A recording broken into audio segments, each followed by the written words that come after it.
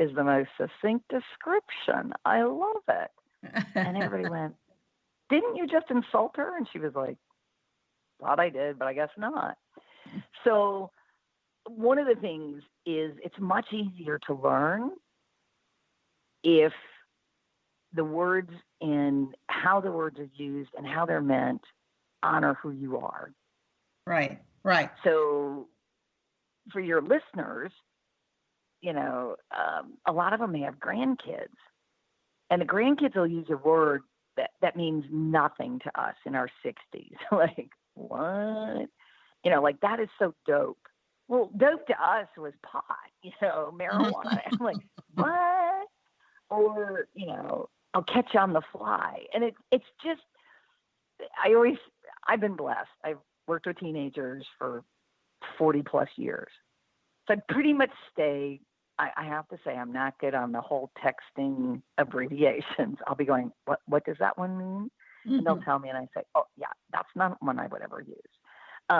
But it's just a nice way if you can honor someone, even, a grandchild, your spouse, a waiter.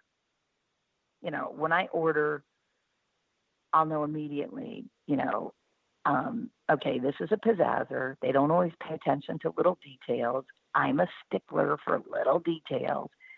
So I'll ask them, do you mind repeating back my order to me?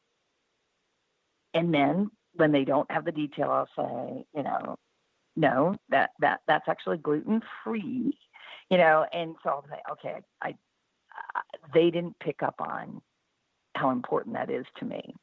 Right. And you know what I think is, so I wouldn't be a good waiter or waitress because of that. You're exactly right on that, because details will just, like, let's get on with it. Let's get on with the party. Let's not get stuck in the details. But I think this is useful, not only, with everybody, with grandchildren. I think it's useful with your husband, because so often, like, say I'm the pizzazzer, my husband is the peace person. So because wear him out. Yeah, because I want him to be more like me. So I've realized, so my husband and I have been married for 42 years. And wow. I think it's 43. I keep getting confused on this because we just had an anniversary. But anyways, we've been married for all those years. And for many years, I wanted him to be more pizzazz, like me. Yes. Because that's how I am. So why don't you get excited about this? Why are you just so, monotone about it? And so I think the beauty of this for our audience is realizing that we are not all the same. And some of the reason I married Tim is because he was peaceful and was quiet. And then that sometimes the thing that you marry them for grates on you. And then when you get older, you realize, wow, that is beautiful, that he's peaceful and he's so different than me. And so I think that we spend time trying to change people because we don't understand the differences. So I think the power of this is understanding, as you called it, these languages. And here's the beauty of it, Lorraine.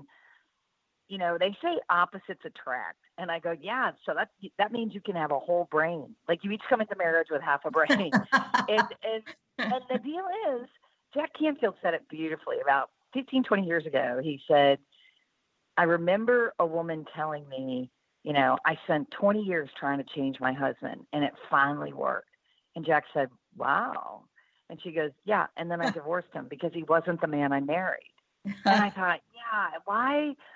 We have this concept of, if you're not like me, that's not good. So I need to change you to be like me. And I tell the parents all the time, an orange tree grows in sand in Florida because that's what honors the orange tree. That's what makes that fruit amazing. And a really great apple tree will grow up north in, all kinds of rich soil, in New York and Wisconsin, and you'll have these great apples. And I said, but plant an apple tree in Florida and you'll never get fruit. plant an orange tree in New York and it'll die. And so it goes back to even giving directions, helping kids study, like when they were younger, helping their kids study, now helping their grandkids. Yeah, I once said to my sister, I put a dot on the wall about eye level and a dot on the wall belly button level and drew a straight line. And I said, Heidi, this is you and Briggs' learning style. You're linear. I took some paint and I put paper on the wall because I knew she'd freak out. But I took a paintbrush, like a little one that you use in a kid's painting set, dipped it in paint and then flicked it. And bits of paint went everywhere, 1 million dots on the paper. And I said, Heidi, that's Brandon's learning style, her son. And I said, he connects all the dots and he gets the same answer you and Brig do. Maybe not as quickly, but he'll never be a linear learner. It's like getting bad, at a duck because they can't run as fast as a cheetah. It's like, but that's not what a duck does. And so if they're looking at their spouse and saying, you're too quiet, or you're too bounce off the wall, want to have a good time, cheerleader, or golly, will you stop, being so overpowering? If you, like, people will say to me, my girlfriend will go, you're really excited about that. And so that, I know that interpretation. And I'll go, I'm being a little bit pushy, aren't I? And she's like, well, and she's a power person. So I just start laughing. And I'm like, good point. Right. And so it makes you happy. Right. Exactly. And I think too, for our audience, if we learn these love languages, and so I'm a pizzazzer, as you call me, I will embrace that. So embrace who you are instead of trying to change. It's not only that we try and change our husband, but sometimes we try and change ourselves. So Kaz, I'd like you to tell the audience how they can get a hold of you. And you mentioned that you had a free gift, before we got on. So tell our audience how they can get a hold of you. Absolutely. They can get a hold of me at Kaz, K-A-Z, like kitten, alpha, zebra, and it's going to be capital I, little A-M, I-M, Dr.Kaz, D-R-K-A-Z.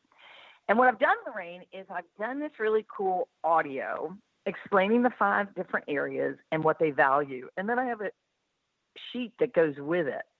So it says parent controls value speed. They value sharpness. They value money. And so this will help them because when they're talking to their kids or their grandkids or their spouse, or maybe some of your listeners, have started late in life and they're entrepreneurs and they're talking to a customer and they're like, that did not go the way I thought. And so there's ways to ask 1 or 2 questions and go, oh, pizzazzer. And so I would talk, fun and glitter and sparkle and just excitement. And your brain would be like, oh my gosh, I love this. They just need to email me, Kaz at IamDrKaz.com. And I'll send them the audio and then the full sheet on what these different personalities, what they value. Hey, that is a wonderful gift. And I'd encourage the audience to go over there and get that, because I think in communication with other people, when we learn to speak in their language and accept their love language or their language, their brain speak, I think that this will set us free to, sometimes we judge people, and sometimes, yes, we need to accept people where they're at and where they're coming from and their personality. And I think life would go a lot smoother. So I have a question in closing. And, this time has gone so quickly, but I am so glad that Kaz will be back here with us next week. But Kaz, what do you believe is the single most important character quality that produces resilience? What is that to you? because resilience is, I see it in people that just continue on and they're positive like you. They've gone through a whole bunch of junk like you, but yet they are resilient. What is that character quality that you could identify? Hands down, and it took me a while to figure this out, is belief in themselves comes from their head, their brain, and trust in themselves comes from their heart. And when they have a really strong connection between their head and their heart, they believe in what they can do and what is absolutely possible, and they trust themselves to do that. And that, to me, is resilience. Ooh, that is beautiful. I've never heard that. So the belief comes from your head and the trust comes from your heart. Wow. What a way to end it. So, Dr. Kaz, we will be back here next week, and I can hardly wait. And so I want to tell people out there, it is, remember, it is never too late. It's never too late to take advantage of her gift and learn language, learn how to love people in their language. Beautiful thing. It is never too late to get unstuck, never too late to follow your dreams. It is never too late to live a life of purpose. It is just never too late, ever. Kaz, we will see you back here next week. Bye, Kaz. Bye-bye.